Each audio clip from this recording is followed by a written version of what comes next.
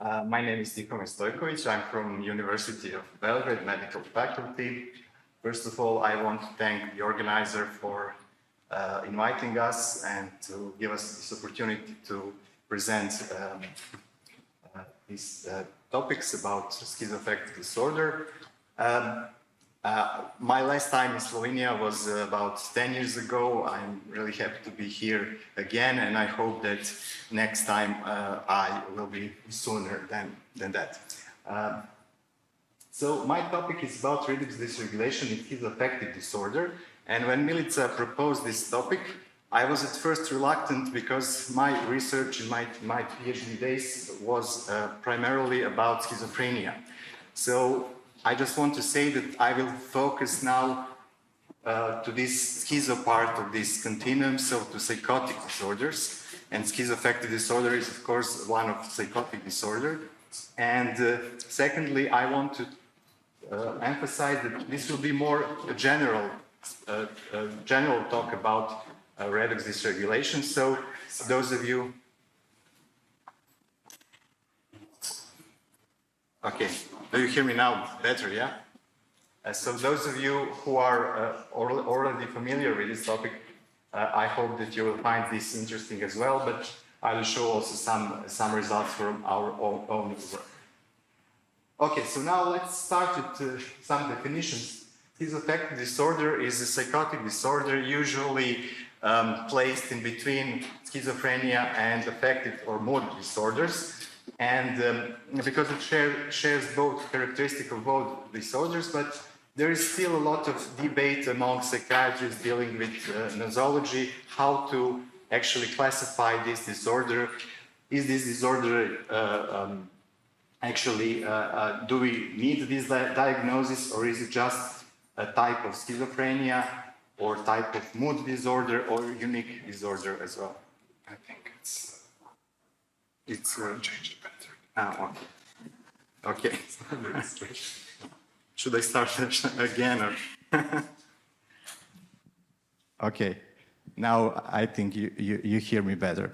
Okay, so should I start again or is it okay to continue? Yeah. A lot of debate is going on about this disorder, and the usually answer to the question, what is schizoaffective disorder, is these four answers. So it can be classified as a type of schizophrenia because it shares this psychotic component, meaning that patients have delusions and hallucinations and other symptoms from so-called criterion A in DSM-5 diagnostic manual. So this is very similar to schizophrenia, but schizoaffective disorder patients also have, for majority of their illness, this mood episode or mood disorder that can be either bipolar or depression. It is also similar to mood disorder because of this mood episode, but the difference is because for schizoaffective disorder diagnosis, patients should have at least 2 weeks of only psychotic symptoms, so delusion and hallucinations without any mood changes in the mood. And finally, it can be classified as a completely unique disorder, or it can be seen as a heterogeneous collection of different interforms. Some epidemiological data about these disorders are that the prevalence is about 0.3%, and it is slightly more common in female, and usually years of onset of this disorder is 29 years, which is several years after the typical onset of schizophrenia, which is about 24 years, and before typical onset of bipolar disorder, which is about 32 years old. So when we have this in mind, these problems or issues with classification of schizoaffective disorder, the question is how this disorder is dealt on different research papers, and actually most common scenarios are this first one that schizoaffective disorder is research together with schizophrenia in so-called schizophrenia spectrum groups. So typical studies, for example, have three groups of patients. The first group is schizophrenia and schizoaffective patients. The second group are bipolar patients, and the third group, for example, is healthy control. So they actually go together with schizophrenic patients. Then the possibility is also that if we want to emphasize this affective component, that together with mood disorders, it can be grouped. These patients can be grouped together with patients with mood disorders. And finally, unfortunately, schizoaffective disorders is often excluded, completely excluded from the studies. And if we look for this term that I will talk about today, so redox dysregulation and schizoaffective disorder, actually 0 results can be found in PubMed. But if we change redox dysregulation with oxidative stress, we can get actually dozens of results, but not much. Okay, now let's just quickly overview some of the basic information about the redox dysregulation. So redox dysregulation is actually a state where redox status in the cell is impaired, and the redox status is very important because of different redox sites on proteins, especially thiol groups in cysteines and so on. And the major components of redox is, of course, status is, of course, hydrogen peroxide as the most important redox molecule, and different antioxidants. The two important systems are glutathione and thioredoxin system. And normally, cellular intracellular component is more reduced, and when there is a defective cellular system, this reduced state goes to oxidized, and finally, when there is when that line is crossed, there is oxidative damage, and that oxidative damage can, of course, affect not only proteins but every macromolecule inside the cell.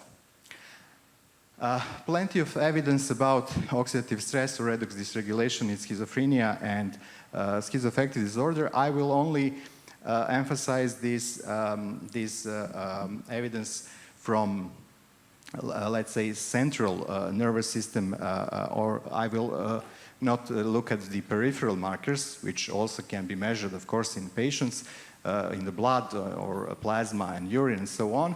So if you look at the central nervous system, then from postmortem samples, we have a lot of data about impaired antioxidant system, defense systems, for example, low glutathione and other antioxidants. Then some new technology, which is magnetic resonance spectroscopy, which can measure in vivo also different antioxidants, for example, at the first place, actually, glutathione. There are reports of decreased levels in various brain regions, anterior cingulate cortex as one of them. There are risk genes that are associated with increased risk. These genes are for one of the enzymes for glutathione synthesis. And finally, many animal models are now developed that actually have, for example, this one have knockout of this gene, which is for that enzyme for glutathione synthesis, and that animal models are animal models of schizophrenia.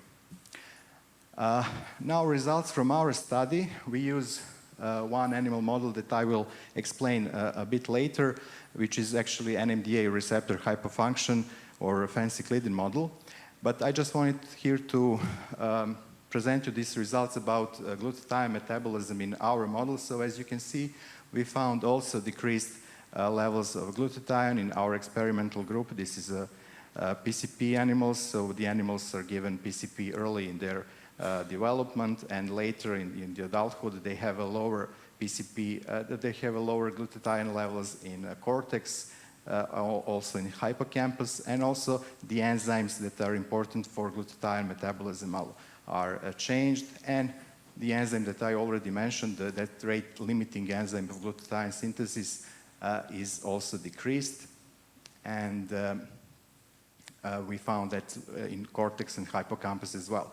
Here you can also see that we also looked at the effect of risperidone, antipsychotic that is usually used for treatment of schizophrenia, and we found that risperidone can actually reverse these changes of glutathione depletion in those experimental animals.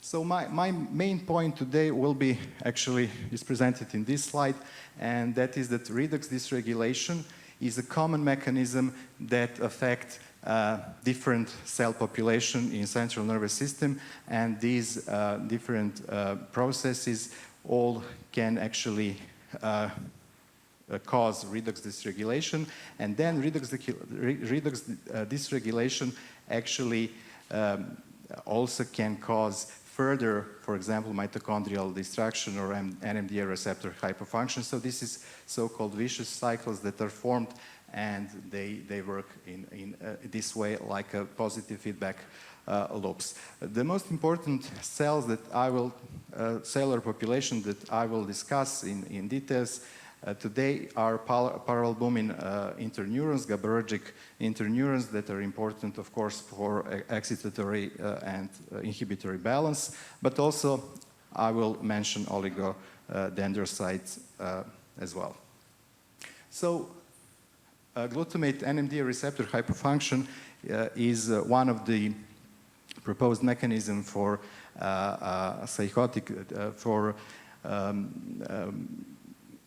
etiology as etiological factor for psychotic disorders, schizophrenia and schizoaffective disorder as well. And we use actually this model as this concept for modeling our animal model. And just quickly review that NMDA receptor is, of course, glutamatergic receptor for calcium. It has different also co-agonists, for example, D-serine and glycine, also has a redox site, which is important for today's topic. So glutathione can bind to this site, and if there is a depletion of glutathione, that NMDA receptor will be hypofunctional. So that's one thing. And the other is that those antagonists, phencyclidine and also ketamine and this substance as well, actually they block this channel and they can give this hypofunction of the receptor, and we use phencyclidine as drug. So we give these drugs very early in the first week to our animals. Animals are Wistar rats, and later in their life they have changes, neurophysiological and also pathological changes, but pathoanatomical changes that are similar to patients in schizophrenia. One of the effects of NMDA receptor activation is actually related to this other enzyme, which is important, NADPH oxidase. And NADPH oxidase is the most important source of reactive oxygen species outside of mitochondria in neurons. And normally production of reactive oxygen species are actually important for different function of neurons, for example, synaptic plasticity, as you can see here. So what happens when there is NMDA receptor blockage? So this is a interneuron, this is a pyramidal cell. So when we block the NMDA receptor on interneuron, there is actually disinhibition. So this is inhibitory GABAergic interneuron, and that this inhibition of pyramidal cell increases their metabolism, so increase the production of reactive oxygen species. And one of the consequences is that there is an increased production of interleukin-6, which activates actually this NOX2 enzyme, NADPH oxidase, which then again increase the production of reactive oxygen species, and this is so that vicious cycle that is established. This is especially true if the NMDA blockage or ketamine is applied early in the development of the brain. And these are results from also our model.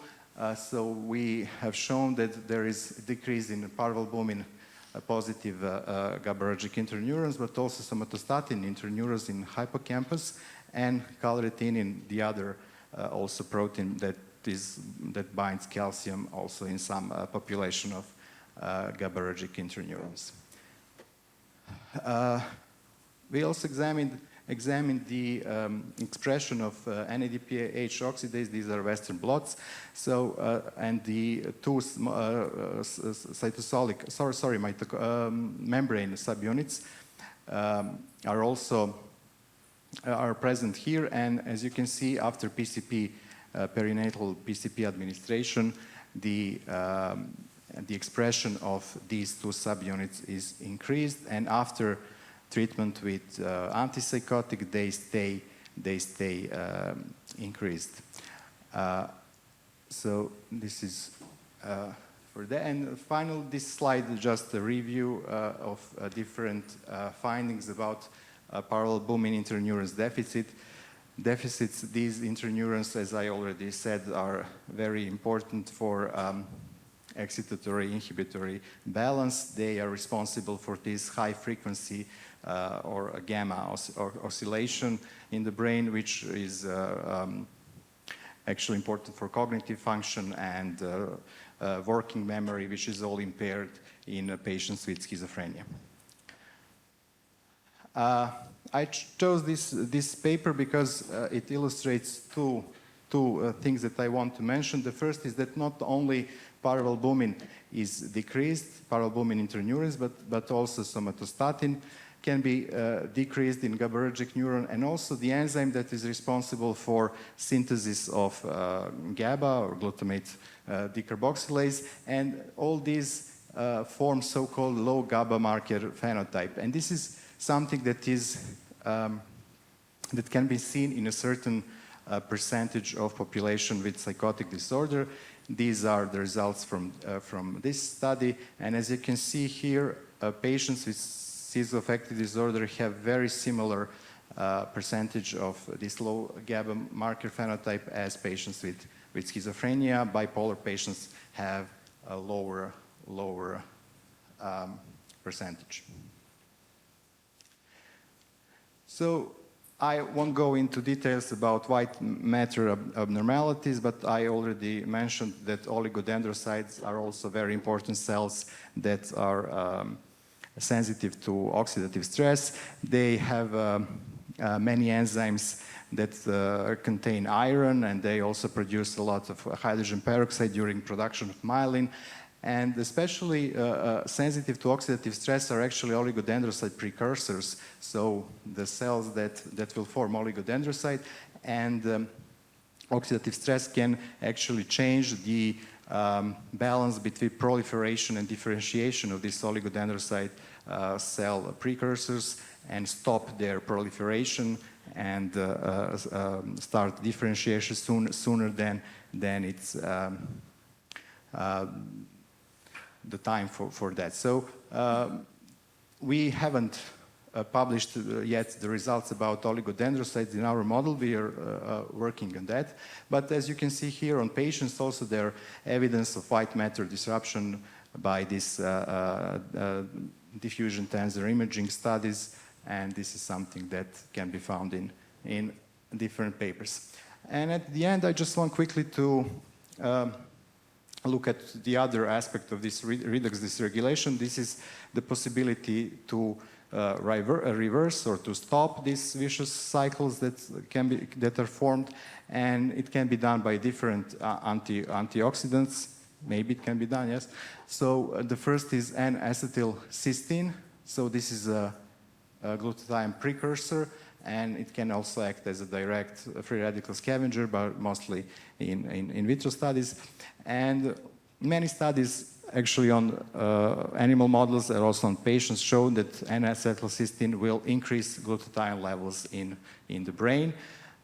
Usually this increase is before symptoms improvement, if there is any symptoms improvement, because not all studies shown any improvement. Majority of studies actually show that symptoms improvement is related to cognitive symptoms, not really to that psychotic and negative symptoms seen in schizophrenia. in animal models also, N-acetylcysteine combined with, for example, enriched environment enrichment can reverse parvalbumin interneurons impairment, but only if applied in early in life, so in the young rats, and that's important. So timing is important. The other popular antioxidant is sulforaphane. This is a molecule from actually from broccoli, and it is activator of transcription factor, which is very important for antioxidant defense. So this is a transcription factor that upregulates multiple antioxidants. Sulforaphane also has some anti-inflammatory effects. So one of the effects on redox status in brain, it is shown that in patients with schizophrenia and schizoaffective disorder, these are, as I mentioned at the beginning, one group of patients usually in studies. So there is increase in glutathione, but only in hippocampus. That's about sulforaphane. And finally, omega-3 polyunsaturated fatty acids, they also upregulate genes encoding some of antioxidant in proteins, for example, glutathione peroxidase, but there are inconclusive results about effects of supplementation of these molecules, and they improve symptoms in one study I mentioned here, but only if used in prodrome phase and in first episode, so early in the beginning of the disease. So to conclude, redox dysregulation is a common pathological mechanism that affects, at the first place, parvalbumin interneurons and oligodendrocyte precursors, and there is still a question if antioxidant-based treatment can be beneficial if used in the right time of disease progression. Thank you for your attention.